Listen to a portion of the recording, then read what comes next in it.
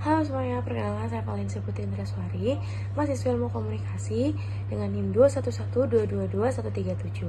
Jadi pada kesempatan hari ini, saya ingin membahas mengenai menggali potensi diri di pertemuan kedua.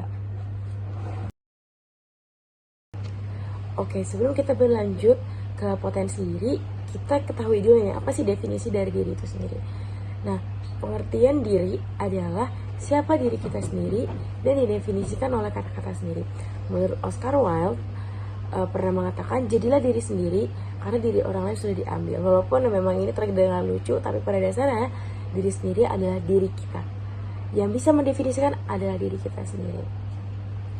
Kemudian setelah kita mengetahui apa itu diri, kita berlanjut lagi potensi diri. Nah, potensi diri adalah kelebihan yang ada di diri kita.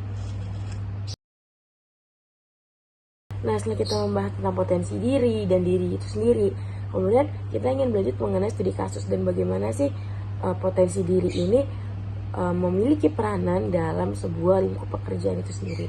Kita perlu menguraikan masalah yang kita hadapi, kemudian kita dapat memecahkan masalah dengan cepat, menghasilkan berbagai usaha dilakukan para calon pekerja untuk meraih harapannya. Namun, pada kenyataannya kebanyakan dari kita sering terjebak pada pola pikir bahwa kita harus bekerja di suatu bidang tertentu. Pekerjaan untuk lebih tertarik pada jenis pekerjaan yang dianggap mapan oleh kebanyakan orang dan cara-cara lama untuk mengaitkan background pendidikan yang harus sesuai dengan pekerjaan. Kebiasaan ini jelas-jelas menghambat proses kemajuan kita sendiri. Sebenarnya di sini adalah pentingnya kita mengenali potensi diri adalah supaya kita mengetahui passion dari diri kita itu apa sebenarnya.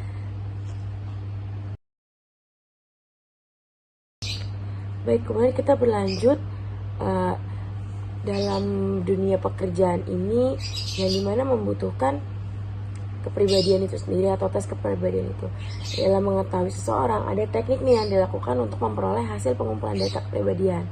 Contohnya seperti mengetahui itu semua dapat dilakukan dengan menggunakan TPA atau tes potensi akademik, kemudian tes kemampuan umum atau TKU, dan tes kepribadian Myers-Briggs Type Indicator atau MBTI yang kita biasa tahu tuh yang kita bisa tes di situs-situs website DIS dan Papi Kostik. Di antara tes tersebut, yang paling populer digunakan saat ini adalah tes kepribadian MBTI karena yang pertama aksesnya mudah ya. Kemudian untuk proses rekrutmen, placement, mutasi maupun pemecatan, hal ini disebabkan tes kepribadian MBTI sangat mudah digunakan dan kecenderungan tinggi ketepatan hasilnya. Nah, tadi dijelasin mengenai tes-tesnya. Kita sekarang mau fokus ke tes MBTI ini sendiri nih. Karena apa? Tadi dibilang kalau misalkan MBTI ini, fun fact-nya adalah dia memiliki ketepatan yang akurat. Kemudian tes kepribadian atau MBTI atau Myers-Briggs Type Indicator adalah cara memetakan kepribadian bagi diri sendiri. Tes ini berguna dalam memetakan diri, berada di mana dan seperti apa, agar dengan mudah melakukan tindakan dalam berinteraksi dengan orang lain dan lingkungan sekitar. Sementara itu bagi perusahaan-perusahaan, tes ini menjadi andalan dalam menilai kepribadian para karyawan untuk punya tingkat kerja kolektif yang sangat berpengaruh terhadap perkembangan manajemen perusahaan. Cuma kalau misalkan kita tes MBTI itu hasilnya nggak cuma oh kamu itu ekstrovert, oh kamu itu introvert, tapi lebih dari itu. Jadi ada beberapa hasil-hasil tes MBTI ada 16 kategori yang bisa kita pilih. Kalau misalkan aku udah pernah nyoba, yaitu aku termasuk bagian dari INTJ, jadi termasuk yang bagian introvert gitu. Baik, kemudian kita ke cara menggali potensi diri.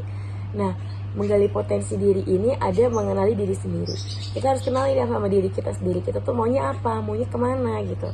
Kemudian membangun kegiatan secara rutin. Kenapa sih kita harus membangun kegiatan secara rutin? Karena lama-lama akan terbiasa. Nah, lama-lama akan terbiasa itu maka akan menjadi sebuah potensi dalam diri kita sendiri. Kemudian meningkatkan kemampuan diri yang dimana kita upgrade. Kalau misalkan hari ini aku bisa jalan, berarti besok aku harus bisa lari. Jadi begitu. Kemudian adalah kenali minat dan bakat. Kenali minat dan bakat ini benar-benar harus dari diri sendiri. Kenapa? Karena memang dorongan diri sendiri untuk melakukan hal tersebut gitu. Jadi semisal hari ini saya belajar taekwondo. Nah, saya suka sama taekwondo. Jadi, wah saya bakat nih, saya minat nih gitu. Makanya saya berlatih terus. Kemudian itu akan menjadi potensi diri. Kemudian fokus pada bidang yang disukai. Orang yang gak suka matematika, disuruh belajar matematika, maka dia akan merasa boring dan lain sebagainya. Tapi kalau misalkan dia suka belajar tentang ilmu komunikasi, bagaimana dia menempatkan, dan sesuai dengan kaidah-kaidah komunikasi, maka hal tersebut akan menjadi potensi juga bagi diri sendiri. Itu. Baik, sekian presentasi dari saya, Valencia Putri Indraswari, tentang menggali potensi diri. Semoga dengan adanya penataran materi ini akan menjadikan diri kita semua menjadi seseorang yang mengenal diri sendiri dan terus semangat untuk menggali potensi diri. Sekian dari saya. Wassalamualaikum warahmatullahi wabarakatuh.